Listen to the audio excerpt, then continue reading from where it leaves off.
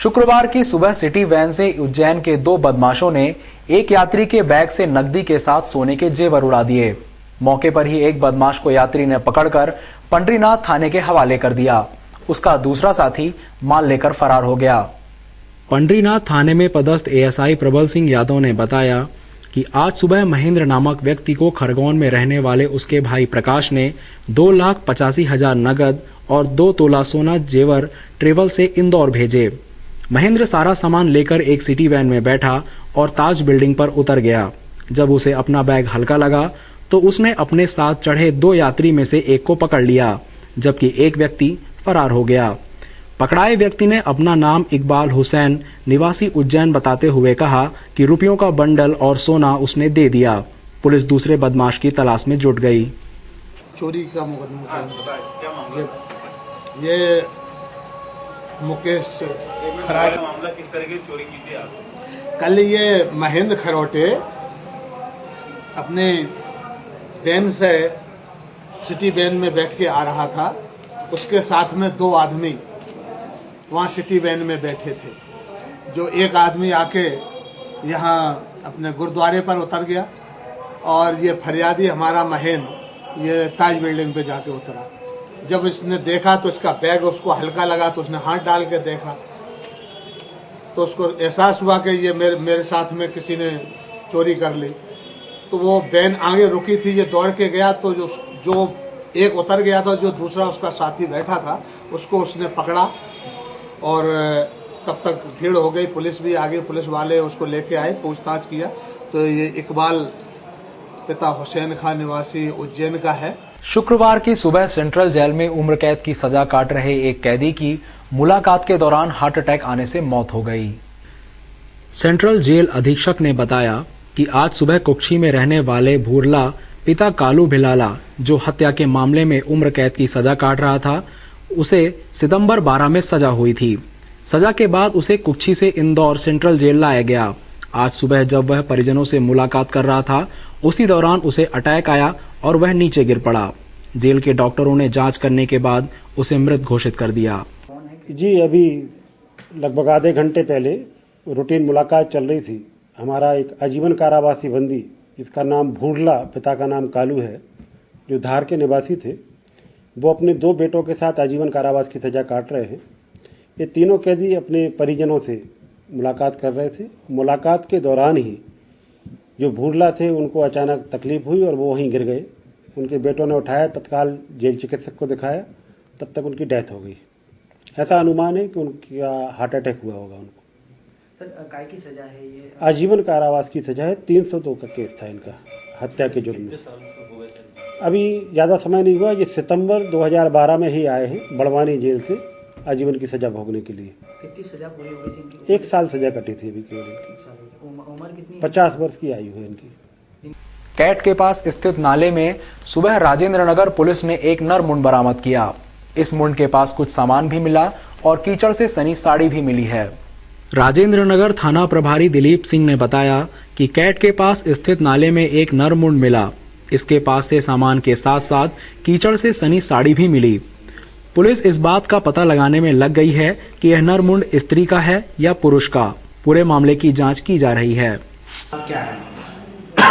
आज थाने पे सुबह सूचना मिली थी, किसी ने बताया था कि कैट रोड के पास जो परमाणु नगर कॉलोनी है उसके पास में नाले में कुछ मानव हड्डियां शायद पड़ी हैं, जिसपे से दिखवाया था। हम लोग गए थे वहां पे तो पाया कि परमाणु नगर के पास जो नाला है उसमें एक छोटी पोटली में कुछ इंसानी हड्डियां हैं। उसमें एक खोपड़ी दिख रही है, कुछ 2-4 शरीर की हड्डियां हैं। वो एक पोटली बंधी हुई छोटी रखी थी, जिसको लाए हैं। उसमें भी जांच की जा रही है क्या मामला है, कोई उसको जलाने के बाद फेंक गया है या कोई घटना है।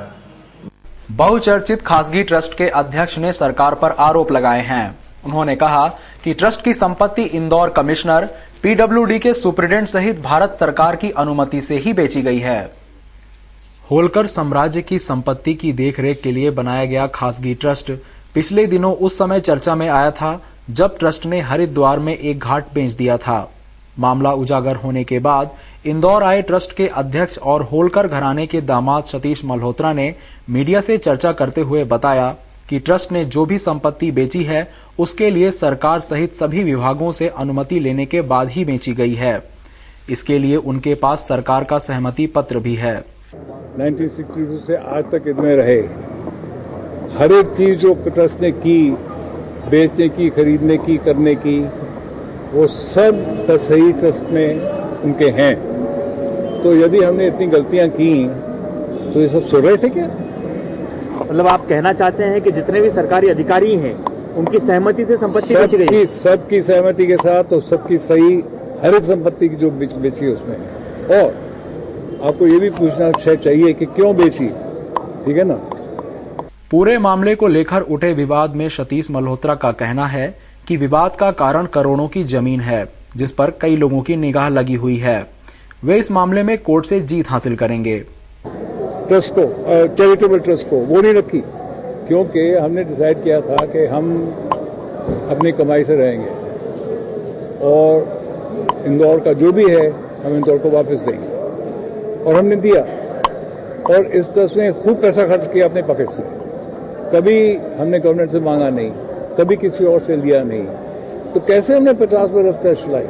अब देखना होगा कि करोड़ों की जमीन गलत तरीके से बेचने के मामले में चर्चा में आए खासगी ट्रस्ट के अध्यक्ष आगे किस तरह सरकार और अन्य विभागों को जवाब देते हैं। शुक्रवार की दोपहर को वी केयर फॉर यू की शाखा ने नकली आर्मी कैप्टन को गिरफ्तार किया। वह कई दिनों से फोन लगाकर एक महिला को परेशान कर रहा था। वी केयर फॉर यू शाखा प्रभारी अनीता ढाबले के अनुसार मनोरमा इंटरप्राइजेस चलाने वाली संचालिका ने शिकायत दर्ज करवाई थी कि उसे कोई व्यक्ति मोबाइल पर फोन लगाकर अश्लील बातें कर परेशान कर रहा है। इस पर शाखा में तैनात कर्मचारियों ने महिला द्वारा दिए गए मोबाइल नंबर पर फोन लगाया तो उसने रोष उड़ाने के उद्देश्य से पुलिस को धमकाते हुए अपने आप को आर्मी का कैप्टन बताया। पुलिस ने उसका नंबर ट्रेस कर उसे उसके घर ब्रह्मपुरी से पकड़ा। उसने अपना नाम देवेंद्र पिता गुरमीत सिंह बताया। उसे भंवरकुआं पुलिस के हवाले कर दिया गया।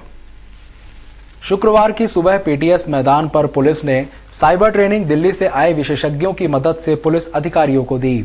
इस ट्रेनिंग के बाद पुलिस को हाई प्रोफाइल अपराधियों को पकड़ने में आसानी होगी। साइंस ने तेजी से उन्नति कर नई नई चीजें आम जन की सुविधा के लिए इजाद की, लेकिन इनका सही उपयोग पढ़े लिखे बदमाश अपराध करने में ले रहे हैं। इन्हें पकड़ पाना पुलिस के लिए कठिन हो गया। इनसे निपटने के लिए शुक्रवार की सुबह एपीटीएस मैदान पर एसआई से लेकर डीएसपी तक के अधिकारियों को ट्रेनिंग दिल्ली से आए साइबर विशेषज्ञों ने दी।